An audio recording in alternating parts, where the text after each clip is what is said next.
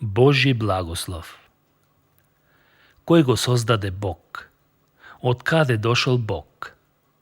Атеистот Бертранд Расел во својата книга «Зошто не сум христијанин» напишал: доколку за сите работи треба некоја причина, тогаш и за Бог и за неговото постоење треба некоја причина.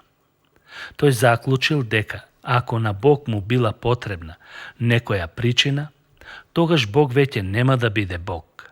А ако Бог не е Бог, тогаш нормално нема Бог. Тоа во суштина е префинет облик на детско прашање: кој го создаде Бог?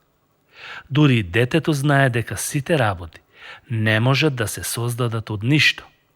А ако е Бог нешто, тогаш тоа нешто го предизвикало неговото постоење, зар не? Прашањето е лукаво, затоа што потајно се вметнува погрешна претпоставка дека Бог дошол од некаде, а потоа поставува прашање од каде. Одговорот е дека тоа нема никаква смисла. Тоа е како да прашуваме како мириса сината боја. Сината боја не спаѓа во категорија на нешта кои имаат мирис, така што прашањето само по себе е погрешно поставено.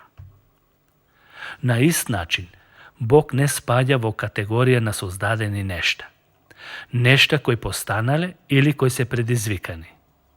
Бог е безпричински и несоздаден. Тој едноставно постои. Како можеме тоа да го знаеме? Па знаеме дека од ништо не може да настане ништо. Според тоа, ако некогаш постоело време, кога апсолутно не постоело ништо, тогаш никогаш ништо не би настанало.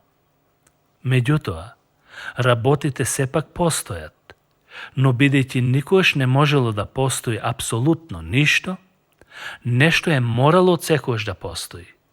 Тоа што постоело од секогаш е оној кој го нарекуваме Бог и кој се објави во личноста на Исус Христос, станувајќи човек како ние.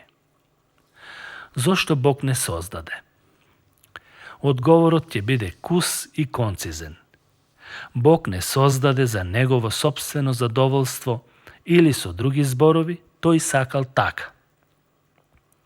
Во Откровението 4 глава 11 стих е запишено: достоен си Господе Боже наш, да ја примиш славата и честа и силата, зашто ти си создал се и заради твојата волја постои се и е создадено.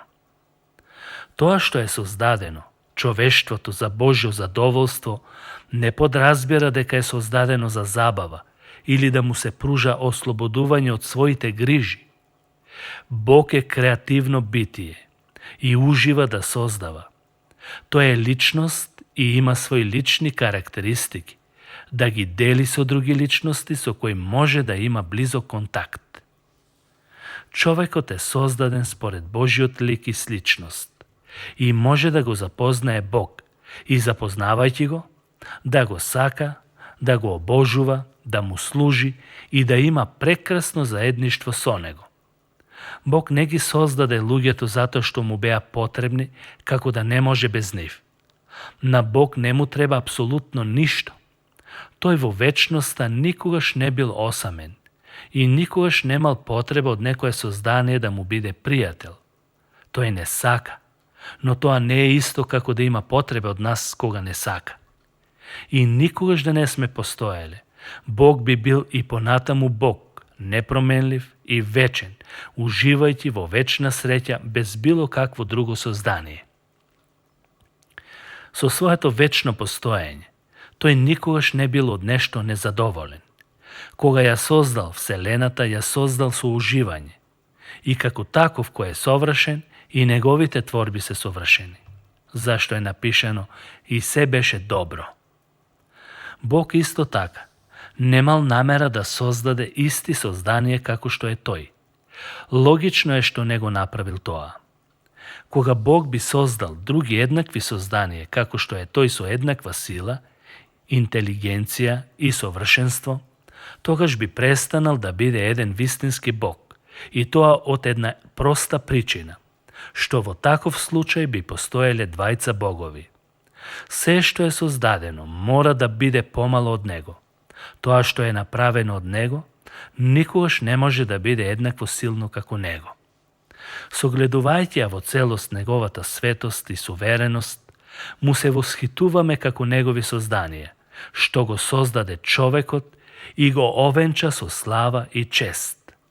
Тој не нарекува и пријатели, изразувајќи ја близината со нас како негови деца и созданија. Зошто не создаде Бог? Затоа што ужива во тоа. Ја изразува неговата креативност и има свое лично задоволство. Ако го познаваме и ние се радуваме со него и го споделуваме нашето задоволство што припаѓаме нему, нашиот Творец, нашиот Бог, кој се објави во личноста на Исус Христос и кој го возлюби овој свет, велејќи: зашто Бог толку го возлюби овој свет, што го даде својот единороден син, та секој што верува во него да не погине, туку да има живот вечен. Нему слава. Амин.